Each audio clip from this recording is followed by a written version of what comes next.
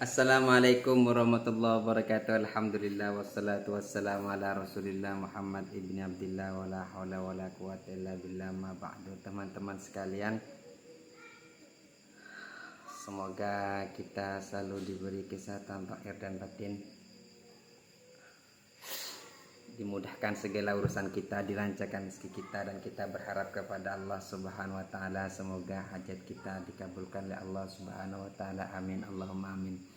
Saya itu tertarik sekali dengan diskusi Dr. Munahim Ali dengan Kak Zaini masalah kohton sama adenan itu, masalah kohton. Jadi kohton sama adenan sudah saya cek di beberapa kitab nasab, memang sebenarnya terjadi perbedaan pendapat sebenarnya. Jadi memang orang-orang sekarang yang nisbat kepada kohton itu ada berbeda pendapat lah. Para ulama juga mengatakan seperti itu. Ternyata memang ya yang yang condong kepada Bani Ismail ya karena berdasarkan apa yang disampaikan oleh Al-Bukhari, apa yang disampaikan oleh Al-Kalabi, ya Wahab bin Munabbih, seperti itu dasarnya. Tapi juga ada yang tetap memilih itu kohton yang dari kohton bin Hud ya, kohton dari Nabi Hud gitu. Kohton yang tua maksudnya, bukan kohton yang kedua, bukan kohton bin Hamaisah kan gitu ya. Alasannya ya karena yang mereka tahunya sejak dulu luhurnya seperti itu. Ya sama lah ya seperti kita ini mungkin ya, seperti kita orang yang di Indonesia ini gitu. Jadi tarik ulur mengenai sejarah A dan B gitu. Yang satunya berdasarkan ada penelitian seperti ini gitu. Sehingga para ahli nasab yang sekarang condong kepada ini. Tapi ada yang masih kekeh mengatakan versi ini ya. Kenapa? Karena dari luhur saya ya versi ini gitu. Jadi kohton yang dari jalur Nabi Hud itu sampai sekarang pun masih dipegang oleh orang Yaman gitu. Masih dipegang oleh orang Yaman. Saya cek beberapa kitab sebagaimana yang kitab Al-Inas yang dipegang oleh Kak Zaini, juga ada kitab Nasabu Kohton wa Adnan, itu abad ke-5, abad ke-3 kitab itu. Nasabu Adnan wa Kohton, karangannya di Abil Abbas Muhammad bin Yazid Al-Mubarrad, itu wafat tahun 285, artinya abad ke-3. Ada kitab-kitab yang lain juga. Jadi memang banyak yang menjelaskan kaitan kohton ini, kohton sama adenan. Dan kalau ada juga yang menarik begini, yang masih berpegangan kepada kohton yang versi ke Hud, Nabi Hud. Nah, saya nemu kitab namanya Nasabu Ashiratu Baswedan wa Kohton. Jadi Ashiratu Baswedan wa Kohton. Jadi saya menemukan kitab namanya keluarga Ashirah, itu keluarga besar. Baswedan. Jadi Baswedan ya ini calon presiden kita, Dr. Anies Baswedan, yaitu Dr. Anies Baswedan itu kan dari kohton gitu. Dari kohton jalurnya. Nah, keluarga besarnya beliau itu justru memilih kohton yang jalur dari Nabi Hud gitu. Jadi ketika ada kitab namanya Ashiratul Baswedan wa Qabailu Kohton wa Adnan. Saya nemu kitab itu. Nah, dalam kitab ini ya kitab baru.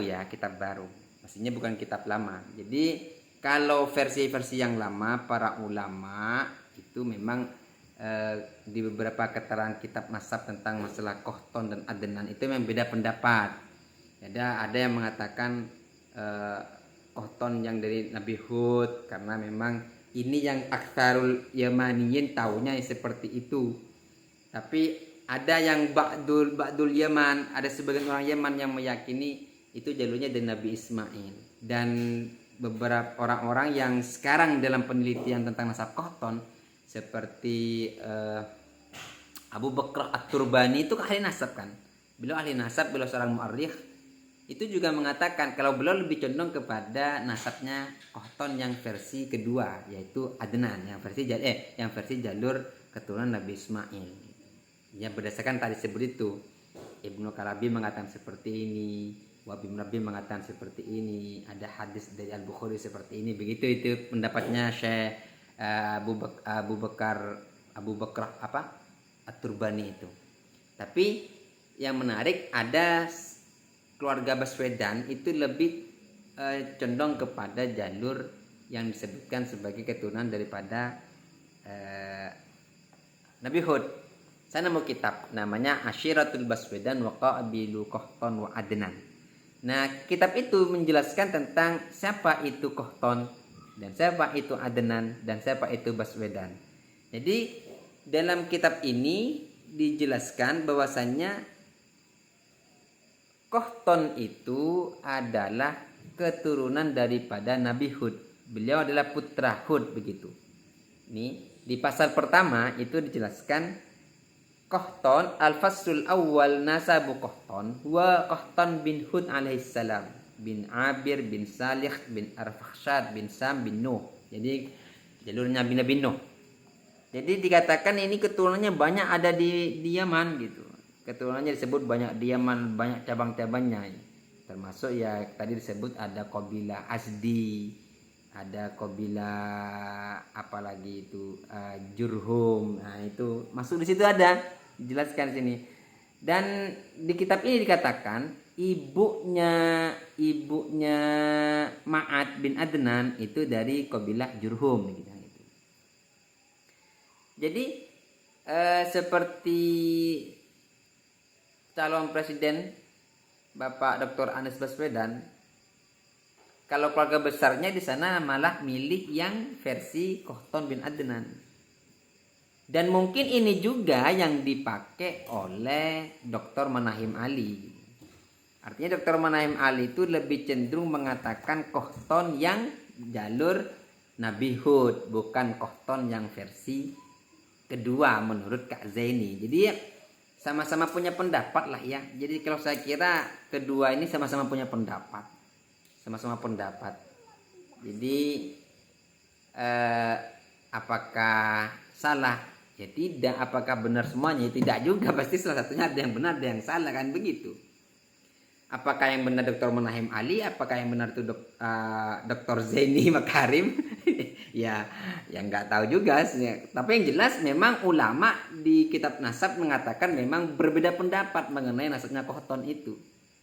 Ada yang ngikutin pendapat pertama, maka artinya keturunan Nabi Hud. Ada yang mengatakan pendapat kedua, kan alasan bahwasannya yang keturunan Nabi Hud itu sudah ingkirot. Nah itu teman-teman sekalian ya. Dan yang menarik ternyata Bapak Presiden kita keluarga besarnya yaitu Ashiratul Baswedan lebih memilih yang versi ke Nabi Hud alaihissalam. Nah demikian kelebihnya itu sekedar saya juga tertarik begitu dengan perdebatan Kak Zaini gitu. Dengan Dr. Manahim Ali. Sama-sama punya pendapat, saya kira sama-sama mungkin salah satunya ada yang benar, ada yang salah gitu.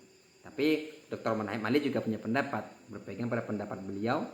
Kak Zaini juga punya pendapat mengenai apa yang beliau sampaikan. Demikian kelebihnya. Wassalamualaikum warahmatullahi wabarakatuh.